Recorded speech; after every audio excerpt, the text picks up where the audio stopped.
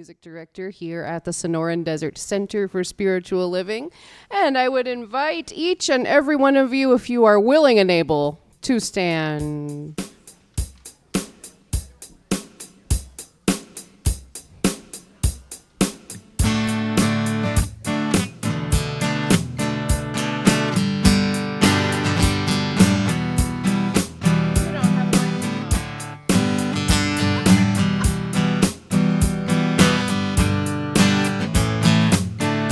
Myself, let's go. I love myself so much that I can love you so much, that you can love you so much, that you can start loving me.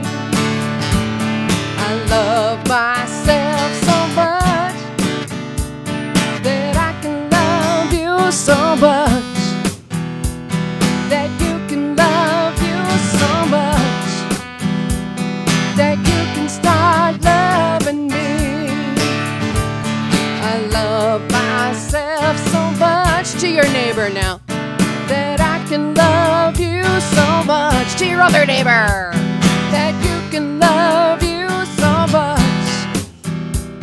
that you can start loving me. Oh, to somebody that's not even here. So much, all right, that I can love you so much, that you can love you so much, that you can start loving me. One more time. I love myself so much that I can love you so much, that you can love you so much, that you can start loving me. Yeah. What a good way to start the day. You know, unless you're up here, I'm breathless.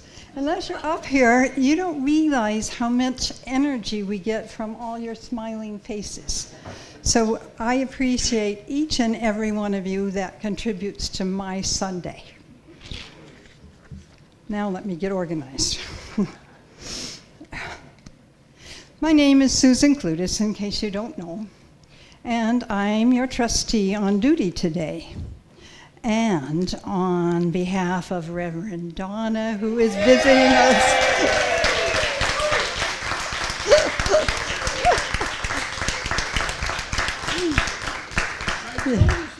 Yep.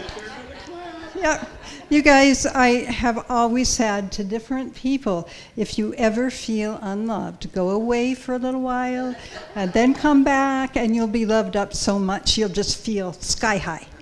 So anyway, okay. Yeah. I'm privileged to welcome you here to the Sonoran Desert Center for Spiritual Living. Whoever you are and wherever you are on your spiritual journey, you're truly welcome here. Here you will be validated, supported, and encouraged to be all that you're meant to be. Our vision statement is love in action every day in every way. We express this love by learning and living the principles of the science of mind. You'll find our principles, our declaration of principles at the back of your program. Please join me in reading them now. I believe there's an infinite intelligence operating throughout the universe. I believe this intelligent power is only good. I believe this intelligence expresses as me. I believe through my conscious use of this power, I create my life as happy, healthy, and complete, and so it is. And I'm happy to report we have some first-timers, and they agreed to introduce themselves, and they have moved here, I think, from Sedona, so you'll love it here. Would you introduce yourselves, please? I'm actually assigned to my ministry practitioner and teacher. them. And my partner likes to go as Pangea. And everybody in Sedona gets another name. You got Pangea, which is the first world before all the continents broke up, and it was one happy place. And my Sedona name was Ra, the Egyptian sun god. Long story. We're happy to be here. Thank you.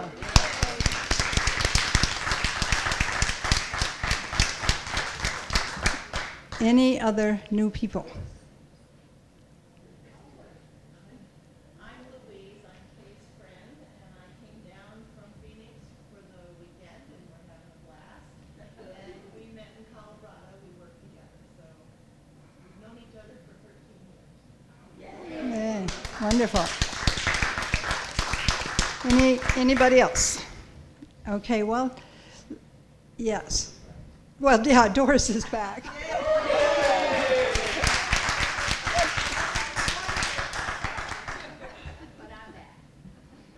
So please join us after service. We have all kinds of goodies, and you can hang out a little bit and get to know us a little bit better. And I actually want to give a special shout out to my people who contribute the wonderful things. We don't have a terribly organized situation because that's who I am. But they come and ask me, what do you need? And by golly, it shows up every Sunday. So let's give them all a big hand.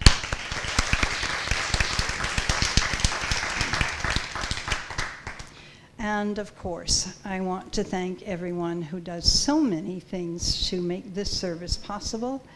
And I've already said how much you bless us by your presence in the chairs. And thank you all for being here with your special spirit.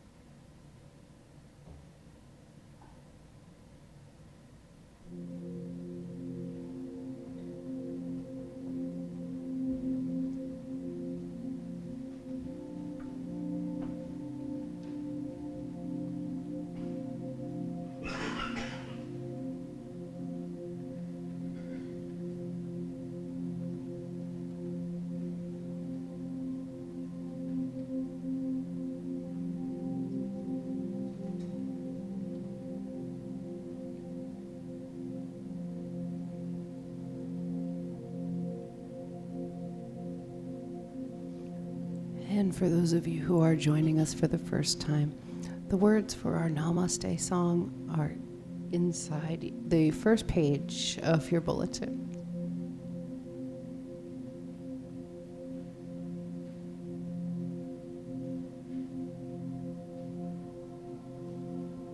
The God in me beholds the God in you. It is all for our greatest and highest good. The God in me beholds the God in you, and you and I are one. Namaste. The God in me beholds the God in you. It is all for our greatest and highest good. The God in me beholds the God in you, and you and I are one. Namaste. Namaste. Good morning. My name is Louise, and I am your practitioner today. And I'm going to light the service candle. knowing that we are each a light unto ourselves that we take out into the world. So if you just want to get comfortable, you can close your eyes, keep them open, but just get comfortable. And just know that as we turn within, we acknowledge and we honor the one power for good in the universe. The I am, the force within us that makes us whole. This force, this I am, is God. I am one with this force, and this is the truth for each person here. We are each one with this force. And I speak my word this morning, claiming for each person here the blessings of spirit, health, wholeness, and perfection, right here and right now. Within each of us is that truth, that center of truth from which we live our lives. And it is from this center of truth, this essence of perfection, that we feel the urgings, the knowing that life is forward movement, that nothing is real except this present moment. And I accept now for each person here that you are each filled with light, illuminating all that is in here, surrounding each of us, and that we take it out to the world. And I know that God, the great I am as source, with all things, God is possible. And I know that this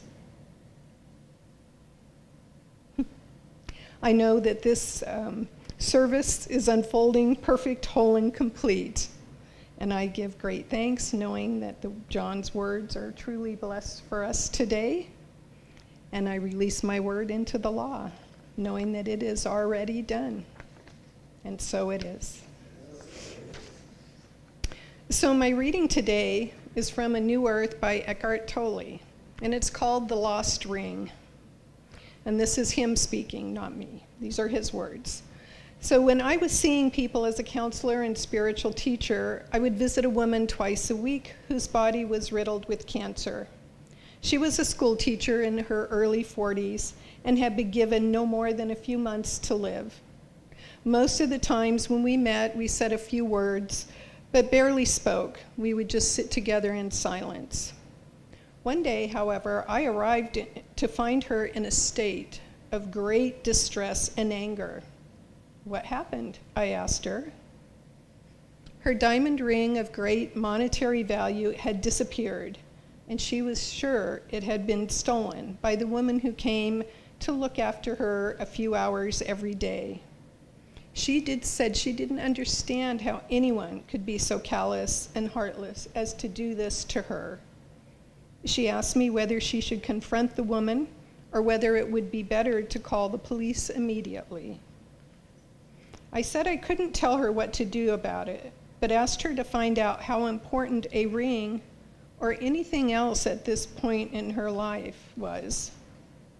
You don't understand, she said. This was my grandmother's ring. I used to wear it every day until I got sick and my hands became too swollen. It's more than just a ring to me. How can I not be upset? The quickness of her response and the anger and defensiveness in her voice were indications that she had not yet become present enough to look within and to disentangle her reaction from the event and observe them both. Her anger and defensiveness were signs that the ego was still speaking through her. I said, I'm going to ask you a few questions, but instead of answering them now, see if you can find the answers within you. I will pause briefly after each question. When an answer comes, it may not necessarily come in the form of words. She said she was ready to listen. So I asked, do you realize that you will have to let go of the ring at some point? Perhaps quite soon.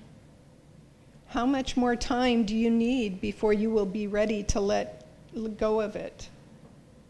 Will you become less when you let go of it? Has who you are become diminished by the loss? There were a few minutes of silence after the last questions. When she started speaking again, there was a smile on her face, and she seemed at peace. She said, the last question made me realize something important. First, I went to my mind for an answer, and my mind said, yes, of course, I've been diminished. Then I asked myself the question again, has who I am become diminished? This time I tried to feel rather than think the answer. And suddenly I could feel my I amness. I have never felt that before. If I can feel the I am so strongly, then who I am hasn't been diminished at all. I can still feel it now, something peaceful but very alive. That is the joy of being, I said. You can only feel it when you get out of your head. Being must be felt. It can't be thought. The ego doesn't know about it because thought is what it consists of. The ring was really in your head as a thought that you confused with the sense of I am. You thought the I am, or a part of it, was in the ring.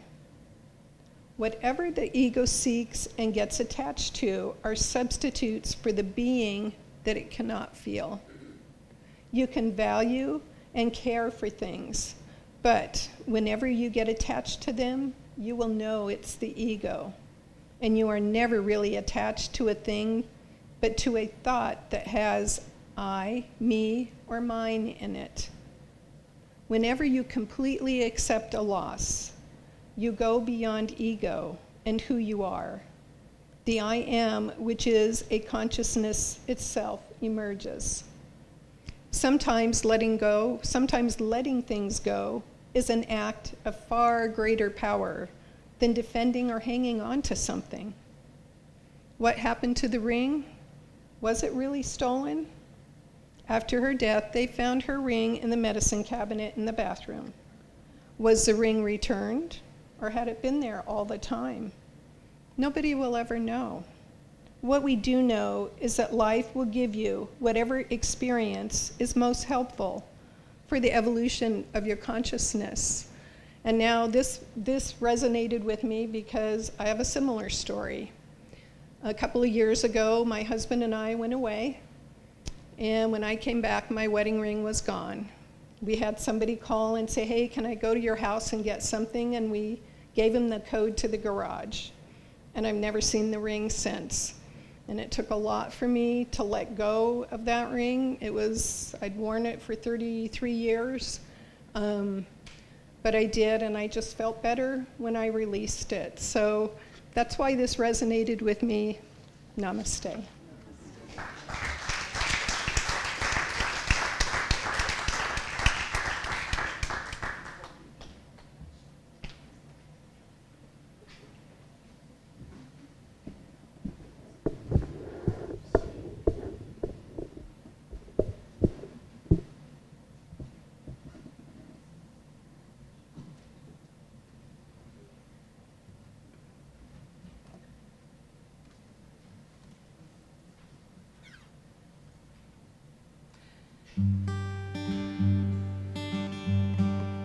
This is a song I wrote a couple years ago now. It's about loving somebody and acknowledging that they are that perfect, whole, complete being. No matter how you feel or how they're feeling about you, right?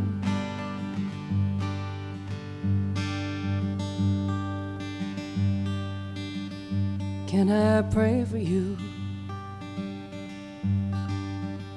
What can I do to make it all go away? Should I talk to you? What would I say to make it all okay?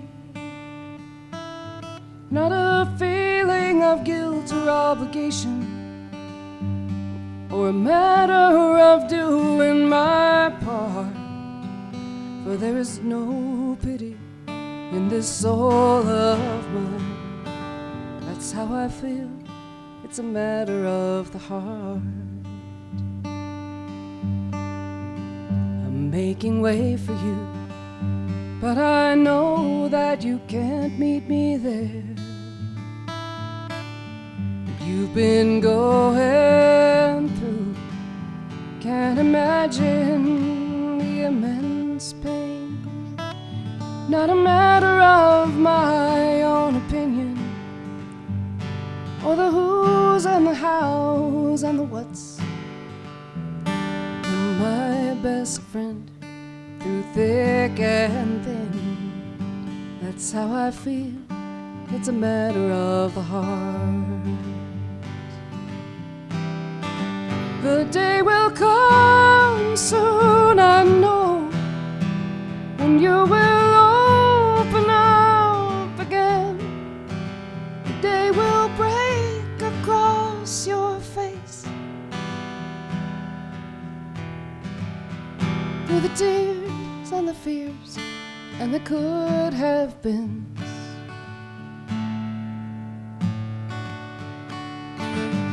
Can I sing for you what melody will ease your mind?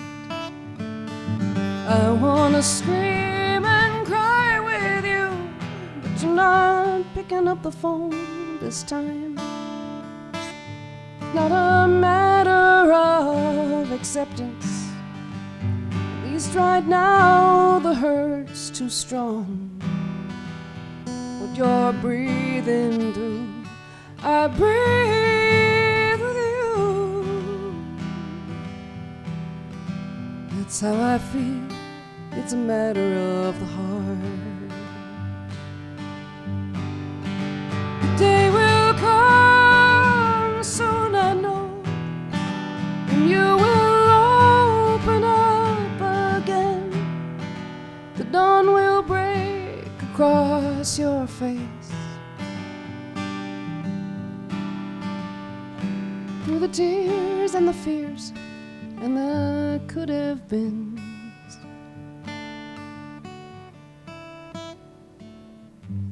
Can I sing for you what melody will ease your mind? I wanna scream and cry with you, but you're not picking up this time. It's not a matter of acceptance, at least right now the hurt's too strong. What you're breathing through, I'll breathe with you. That's who you are, it's a matter of the heart. That's how I feel, it's a matter of the heart.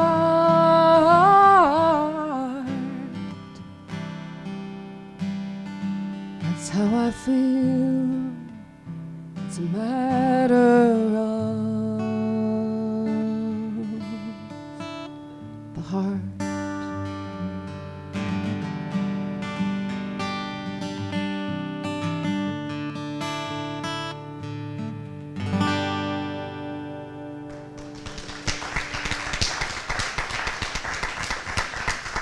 Thank you. Namaste.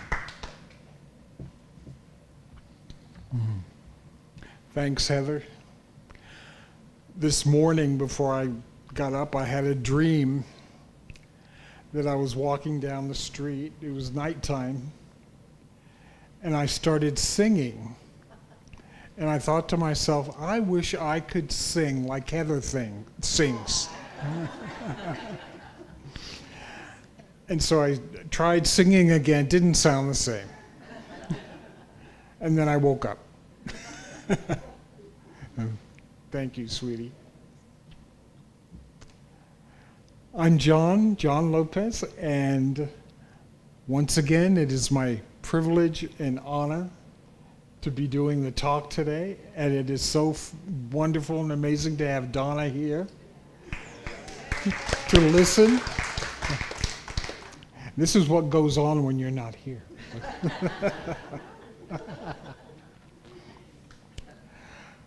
So our theme this month is Love Out Loud. And according to the bulletin, The topic is I love myself so much, but I changed that.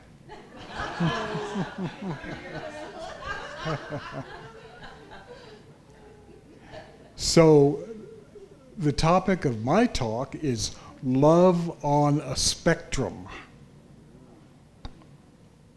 Oh, and by the way, sorry, Peggy, but the hat is back.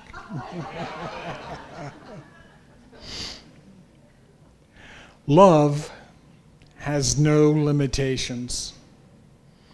Every person expresses love and experiences love, but we do it in our own way. Some people prefer polyamorous relationships. Pansexuals do not choose their partners based on gender. Cultural norms may lead the people around us to be critical of our choices to express love authentically.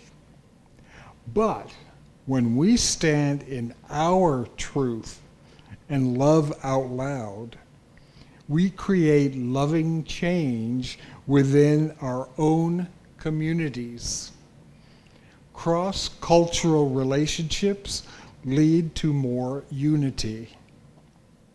Celebrating our love out loud helps normalize different ways of expressing love and inspires others to embrace their own expressions of love. If God is love, and love is all there is, our authentic expression must be love in action. The Science of Mind textbook says, God is love and God is law. The love of God is omnipresent and the law of God is omnipresent. The love of God is the divine givingness, the eternal outpouring of Spirit through its creation. We are that outpouring of Spirit. We have been created in the image and likeness of God, and God makes no mistakes. Everything is spiritual. Everything is love. We are who we are meant to be. Each one of us was brought to this moment in history, in the communities we were born into, for a divine purpose. When we embrace who we are, regardless of how the people around us react, we align with our own spiritual truth. There are 3 points that illustrate this point of view. Number 1, we are perfect just the way we are. The gender identities, sexual orientations, and ethnic heritages that we were born with are the divine imprints that we were gifted with from Source. Each one of us was purposely brought to this planet and born into the communities where we were raised at the right time. Our lives are a divine appointment. Who we are authentically is who we are meant to be. So we might as well celebrate who we are. There is no reason to feel shame around any of our identities. God makes no mistakes. Number 2, love exists on a spectrum. It includes the light and the dark, the comfort and the discomfort. Someone I worked with was of the belief that in love, you had to suffer. My response was that in love, you might suffer, but it wasn't a prerequisite. The science of mind points out that we have no reason to suffer, but this does not imply that life does not come without discomfort. Discomfort is a complement to growth. All experiences of love support our growth, regardless of the challenges they may pose. There is no such thing as a failed relationship. All of life is relationship, and the entirety of our experiences connects us with the spirit within. Number 3, love expresses itself in every color, despite the fact that people in interracial relationships around the world have had to fight for the right to live who they want to love. Love knows no color. Love knows no gender. It expresses itself as every gender, regardless of the countries that still deny equal rights to same gender loving individuals. Romantic relationships have mostly been portrayed as being between two people. The concept of cheating on a romantic partner could disappear if polyamory was normalized. I happen to know a science of mind minister who is in a polyamorous relationship. Consenting adults would have a framework for an open discussion of their personal preferences. When we love out loud, we help shift the world towards acceptance of all forms of loving relationships. Recognizing that love expresses in all forms and that our personal understanding of love is unique to us broadens our understanding and expression of love itself. Love exists on a spectrum, so our own understanding of it falls on different places on that spectrum. No one relationship is exactly alike as another. We have the opportunity to recognize that all our relationships have contributed to becoming who we are. Openly exploring our personal understanding of love inspires us to apply that same level of compassion for others' journeys to discover.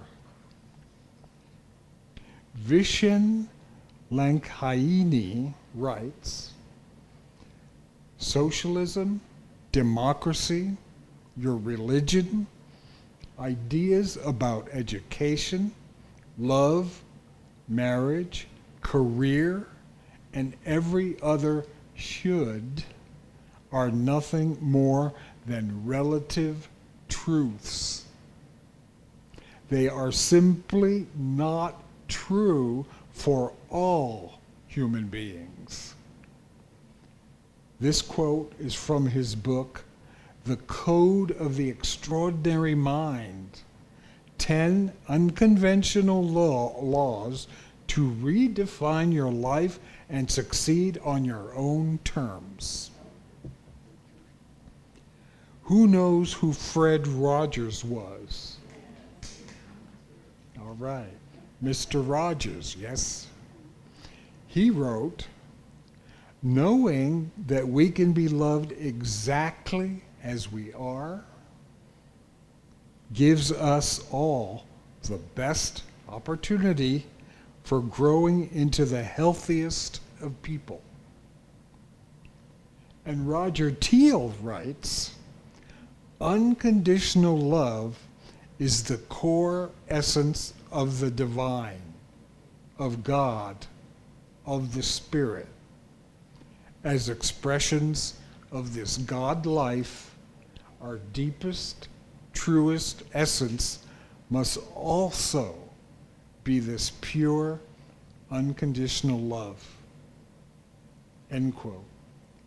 And his quote synchronizes with my own personal definition of love, which is unconditional allowing to be. I came up with that one once in the shower.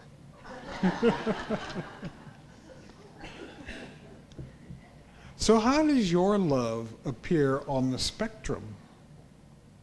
Is your concept of love defined by your community, or do you define love in your own way? Have you preferred monogamous relationships, or was this a cultural value that you accepted? Do you choose partners based on their gender? This week is the perfect opportunity to take a deep dive into your own understanding of love. We can explore our preferences, determine whether they're truly our own, and allow our intuition to guide us as our truth is more deeply revealed. Your assignment this week is to ask yourself the following questions. Do you embrace all the ways that love expresses itself as you? Are you challenged by people who choose to love differently than you do? If so, what could you do to shift? How can you support inclusion of all different kinds of expressions of love? Love out loud. Thank you. Namaste.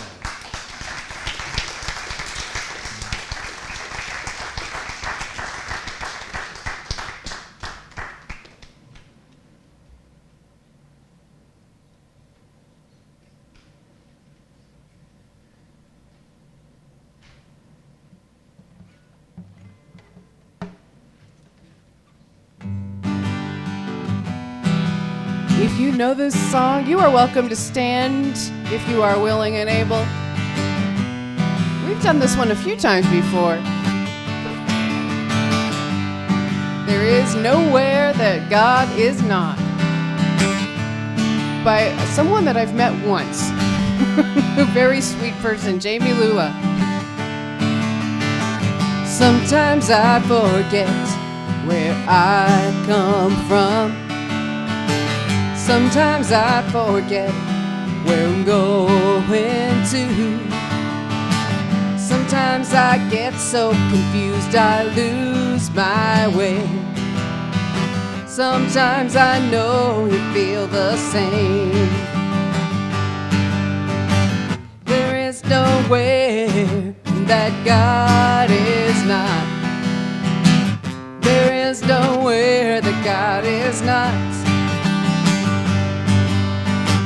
There is nowhere that God is not.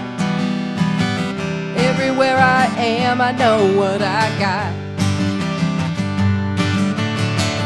Sometimes I believe in what I say. Sometimes I believe in what I perceive. Sometimes I get so confused I lose my way. Sometimes I know you feel the same. There is nowhere that God is not. There is nowhere that God is not. There is nowhere that God is not. Everywhere I am, I know what I got. I forgot to pray, forgot to be still and know. I forgot to give myself until I forgave myself. I forgot to ask for help, forgot to say a word, forgot to believe in me, believe in my spirit well, yeah. There is nowhere that God is not. There is nowhere that God is not. There is nowhere that God is not. Everywhere I am, I know what I got. Everywhere I am, everywhere I am, I know what I got. One more time, let's till we believe it. Everywhere I am, I know what I got.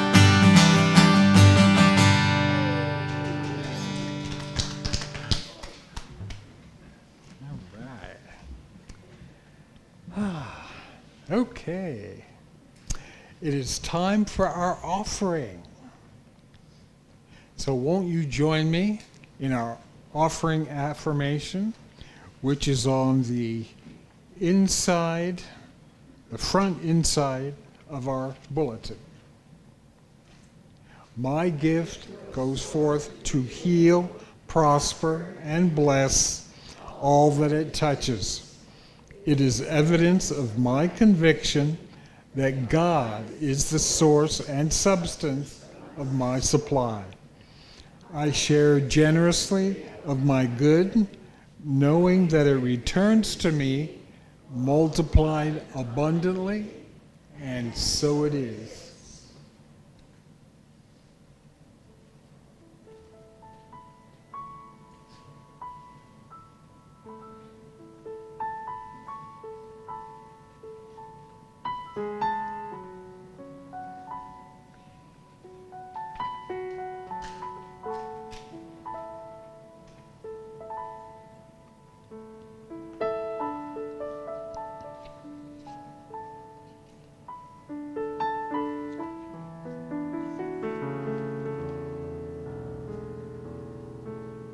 I am so blessed.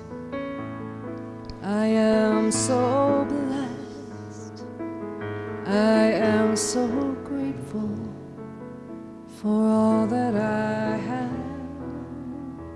I am so blessed. I am so blessed. I am so grateful. I am so blessed.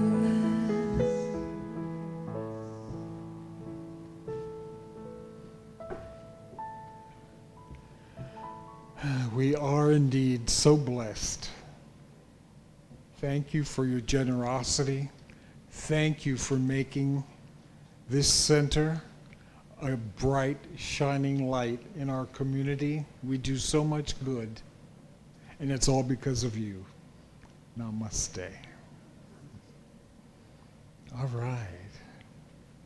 So it says here that the closing treatment is by Rosie Klein. So I'll pretend to be you, Rosie, if that's okay. All right.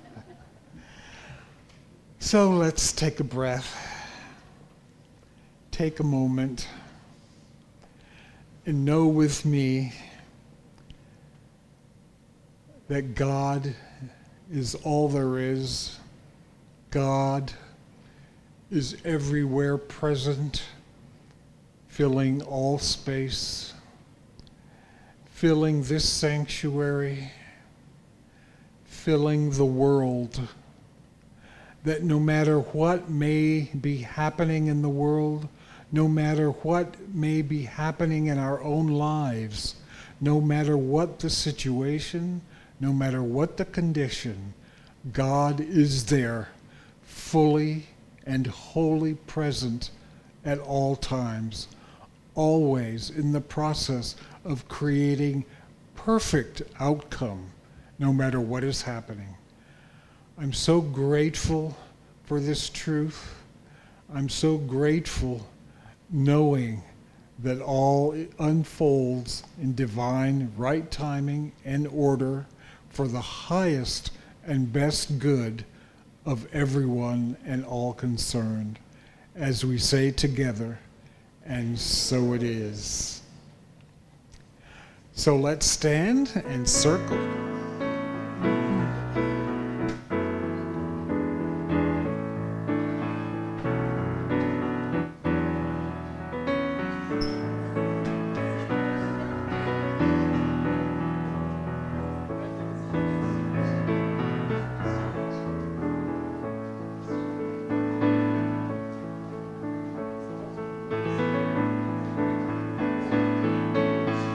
So let there be peace. I am a stand for peace. Let there be love. I am a stand for love. Let there be